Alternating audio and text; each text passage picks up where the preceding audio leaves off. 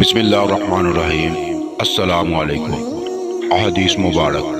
حضور اکرم صلی اللہ علیہ وآلہ وسلم نے ارشاد فرمایا کہ جو نوجوان کسی بوڑھے شخص کی تعظیم اس کی عمر کی وجہ سے کرتا ہے تو اللہ تعالیٰ اس نوجوان کے لیے ایسے شخص کو پیدا کر دیتا ہے جو اس کی بڑھاپے میں تعظیم کرے۔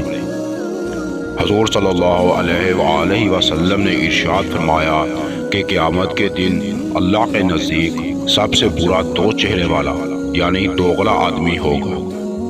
حضور سرور مدینہ صلی اللہ علیہ وآلہ وسلم نے ارشاد فرمایا کہ صدقہ دینے سے مال کم نہیں ہوتا اور معاف کر دینے سے اللہ تعالیٰ اس کی عزت کو بڑھاتا ہے، اور جو شخص اللہ کے لیے جھکتا ہے تو اللہ تعالیٰ اس کو بلند فرما دیتا ہے۔ حضور اکرم صلی اللہ علیہ وآلہ وسلم نے ارشاد فرمایا کہ ایک باپ کا اپنے بیٹے کے لیے سب سے اچھا تحفہ اچھا ادب سکھانا ہے۔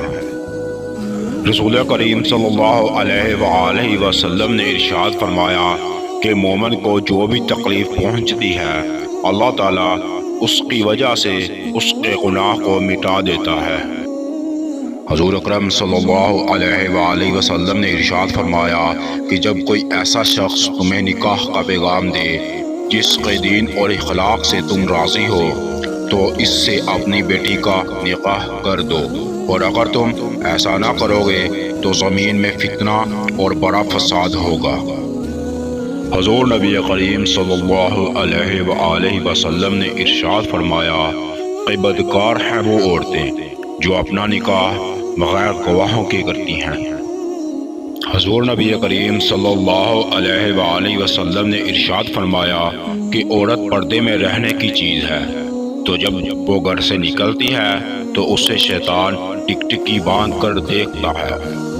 نبی کریم صلی اللہ علیہ وآلہ وسلم نے ارشاد فرمایا کہ دنیا میں جب کوئی بیوی اپنے شوہر کو تکلیف دیتی ہے تو حورین میں سے اس کی بیوی کہتی ہے اللہ تجھے ہلاک کرے، اس کو تکلیف مت دو، وہ تو تمہارے پاس بس کچھ لمحوں کے لیے ہے، آن قریب وہ تم سے جدا ہو کر ہمارے پاس آنے والا ہے۔